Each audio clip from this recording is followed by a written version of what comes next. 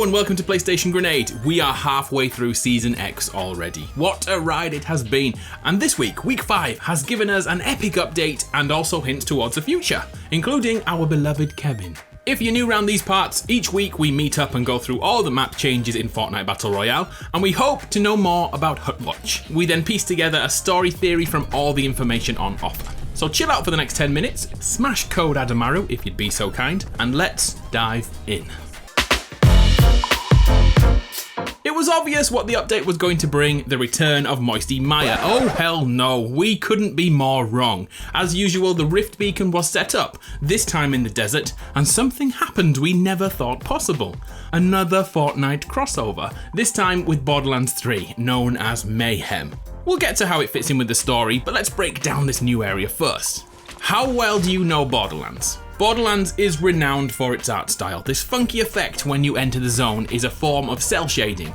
I don't know about you, but I adore this filter, which only activates when inside this rift zone. And I'm sure you already figured this out, Pandora is the starting planet in Borderlands 3. Over at Westworld, the Mexican-looking town is now a psycho camp, with containers replacing the buildings. And get this, the loot chests here have been changed to match Borderlands. Great touch. Other areas include the Beast Bones seen in the real game world, and shacks and hidden loot just like in the Borderlands series. The famous welcome sign is here too, and just below it is Claptrap.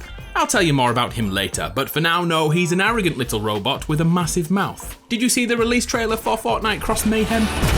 I'm single-handedly winning this whole thing! Ever wondered what he sounds like in Spanish? Si ganamos, va a ser solo gracias al Menda. What about French? Je vais gagner cette partie. À moi tout seul. Okay, I'll stop. In Pandora, we can pick up cash, which will be for an event, and the challenges associated with that. Kevin the Cube's memorial has been a little hurt, but it's still here in the desert, over by the overhanging Pandora rocks. The funny thing about this area is I actually prefer the way it looks in Pandora than when I go outside of it. What do you think? By the way, I'm a huge Borderlands fan, so if you want to know more about Borderlands 3 when that comes out, come back on Friday. I have a video telling you everything you need to know. But that's far too much advertising. Let's get back to the map updates.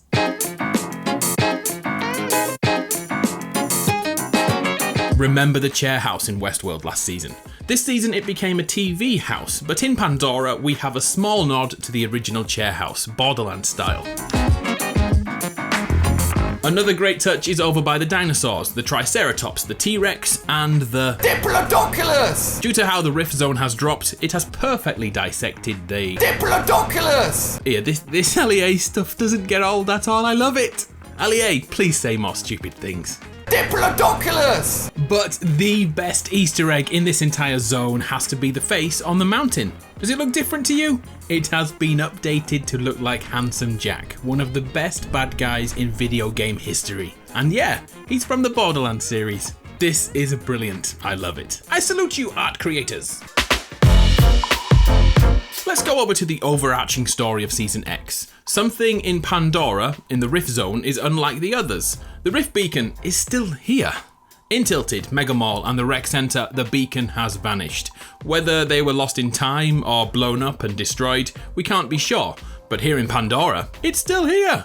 Could the visitor have mastered using the beacon and this one represents his newfound knowledge? Maybe. Or on the other hand, the Rift Beacon remaining here could indicate that this zone is only temporary and will vanish in the coming weeks. We shall see. Oh, and what if this area changes again? Maybe Moisty will return once Pandora leaves. I'm speculating too much, so let's move on. Okay, I cannot hold this in anymore. Ladies and gents, the erection has grown. Hutwatch is back, baby! It's been so long we need a history lesson. Back in Season 4, when Kevin was created, he rolled over everything in sight, including a small hut just above Fatal Fields. It stayed the same for ages, until Season 8, when the hut looked to be getting fixed.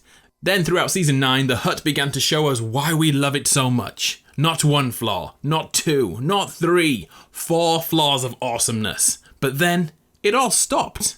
We thought it was over, but today, things have changed. Look at the new and improved Hutwatch.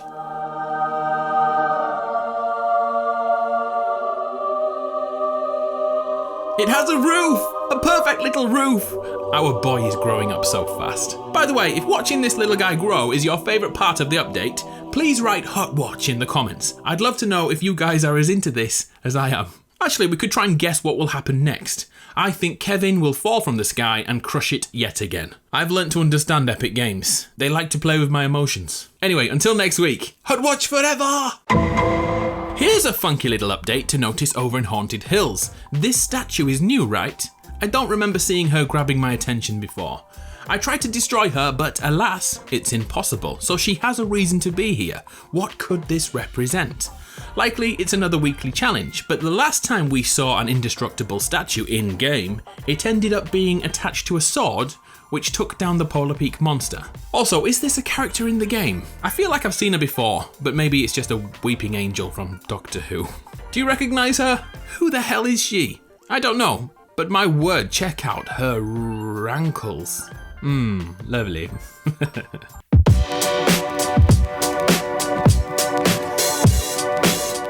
Okay, let's get over to the Depot of Dusty. Each week we have seen this place update with new tech put here by the visitor.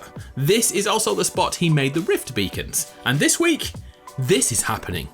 From the look of it, he is either taking the mechs apart to show us that Epic is listening and has heard all the hatred from players and has finally nerfed the mechs. Or this could be something to do with the storyline. The mechs could be part of the live event later in the season. Also, as we all know, they have a mark of the visitor upon them, but listen to the sound here at Dusty now. Could he be adding new abilities to the mech? Or what about using the mech's tech to build something completely new along with the rift beacons?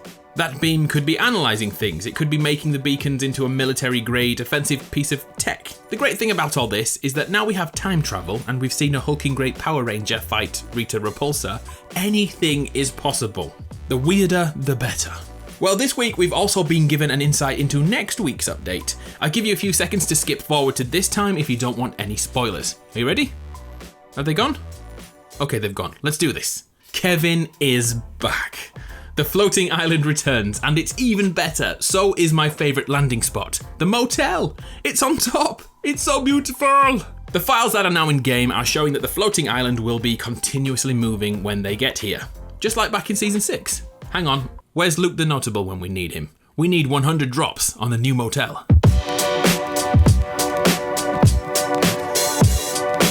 Okay, let's not look forward too much. Let's use the knowledge we have right now to tell another story, to bring us another narrative theory. This week, it's about the multiverse. Basically, with every single rift we use, we cause a break in time, making an alternative version of the world. So therefore, there could be 100 versions of the same character. Here's how the visitor could be using that knowledge. Where are the black bars? Bring on the terrible music. Let's do this.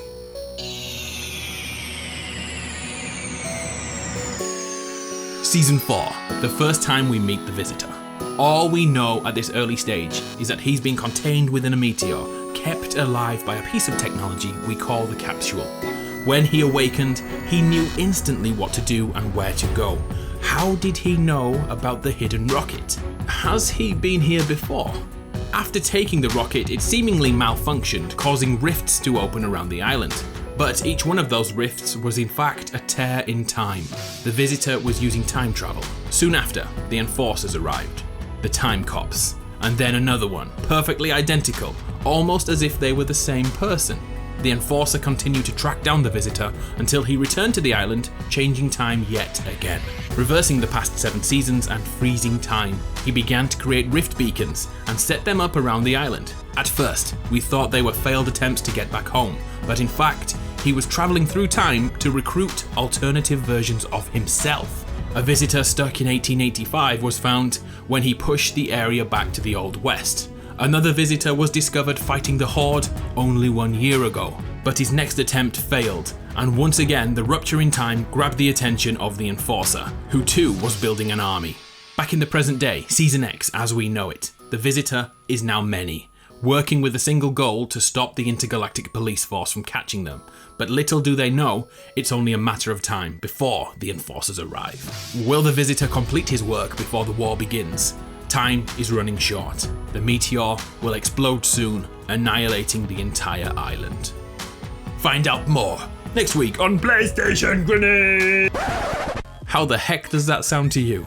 Dude, I'm really getting into this story theory stuff. As usual, let me know your thoughts. I read all of your theories and smash your concepts together to make these little videos. Oh, and a massive thank you to those who came to the secret stream to make this theory possible. I hope you can find your name in here somewhere.